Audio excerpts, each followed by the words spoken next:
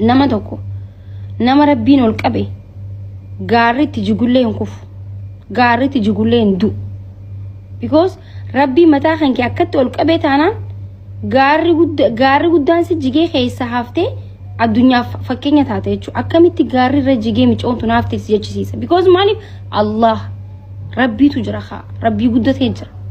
ilmi namaa waan takka nama godhuu hin danda'u waan takka sammuu keessan keessatti ofitti himuu qabdan ሰው ምንም አያረገኝም ጄ ፊት የሚሰሙ ከሰት ilmi namaa humaan godhu yoo itti waan takkasin godhu garu sammuu keessatti በቃ አበሉን አከስ ጎዳ የተ sammuu keessatti of gabroomsita jireenya keenke akka namni jiraatu goota mana kee keessa nama galchita gwaadaa kee keessa nama galchita hojii kee keessa nama galchita jechuudha yoo gurra namaa kannitu ta'e jechuudha sinigale gaaba dubbiin daangaa sitti dabreelle yaa rabbi tuma jetta yaa rabbi waan dhufu hundaa waan argitu suma beeka narraa qabeettalaan hamaan gaafa si dhufees yaa rabbi hamataan gaafa si dhufees yaa rabbi kannataan gizee dhufees alhamdulillah jennee fudhanna jechuudha sinigale sanitti as geenye malee osoo akka namaatiin osoo akka waan godhuutiin osoo akka viidiyoon irra hojjetuutiin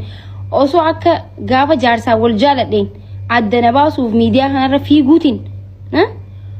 ummata kana maaliin godhen jaa garuu ummata hundaa miti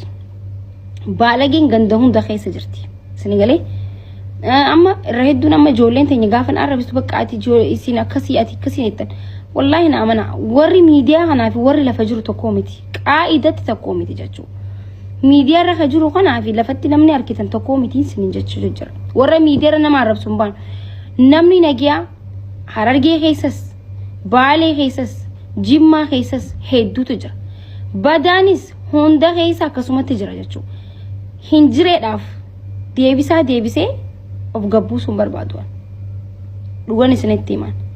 nama gaafa jalaa callistan in ajjeestan jechuudha nama meeqa jalaa callisnee ajjeesnee jira miidiyaa kana irratti meeqa jechuudha 10 ol niqee እንደዚህ ትቼ ገድያቸዋለሁ nama gaafa jireenya keessan keessatti tuffatan been yoo dhiisan been akkasii sanfaa takka ati jettee tiimtaaf jechuudha ati jettee tiimtee fi takkarra lama deebisuuf jechuudha hayyuun gizee takka dubbata nuti hayyuudha jechaa hin jiru garuu warra hayyoota irraa yoo fudhatte takka dubbatan donqoroo kaalaalkoo aygabaa'u sinigale mi re'een gaafa baate manatti ol deebi'uu yaadatti hoolaan gaafa manaa baate garuu manatti deebi'uu yaadattu dhahanii faa garaa keessa dhahanii tumanii ol galchan jechuudha so jireenya keenya keessatti illee hoolotni akkasii gaafa dhufu maal gootanii beektaa yoo arkitee ifiifuu badanii kararraa deebi'uu hin beekanii itti dhiista jechuudha isiniif himaa jira narraa baradhaa